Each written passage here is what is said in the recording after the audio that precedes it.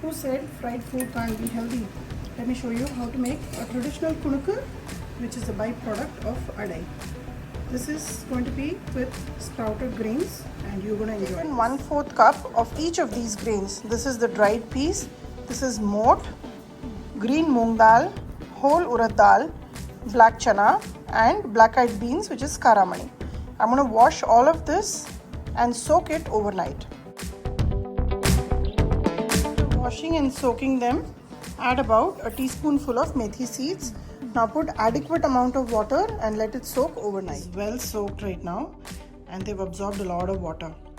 Now I'm going to drain it all out and take it out in this container. The container you're going to use, make sure you add a cotton cloth at the bottom, or you can even place a couple of paper towels at the bottom, and we're going to put it in here, close it and allow this to sprout.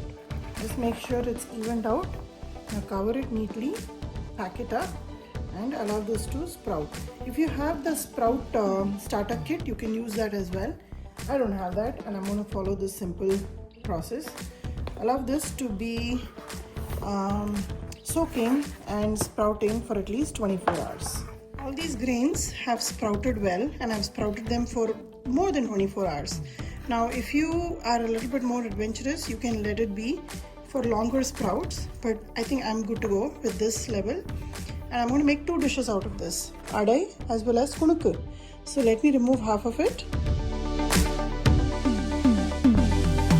In the adai, I have some green chilies, some red chilies, totally according to your spice, 2-inch piece of ginger and a whole lot of curry leaf.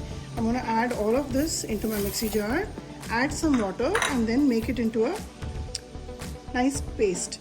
Now keeping it coarse or making it into a fine paste is completely optional, and I leave it to your choice of how you want your adai.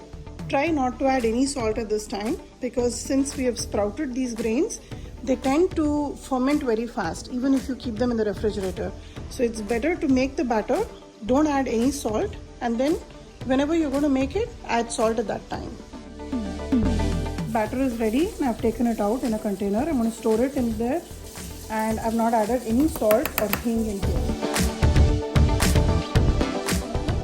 First, I've taken a little portion of the batter that we ground. This is coarsely ground.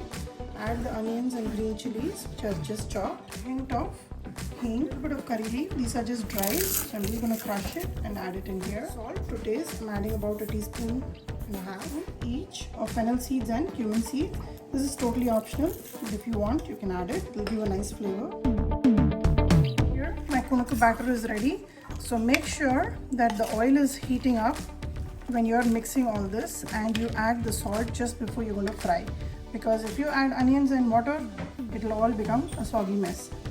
So once the oil is hot, I'm going to start frying this. Kunuku has always been the byproduct of any adai dinner. So whenever there's adai batter, there is always few kunukus to be made before we make the actual. It's hot, and if you're using the iron kadai, make sure once it's hot, maintain it on a medium flame. Take small dumpling and let's start frying.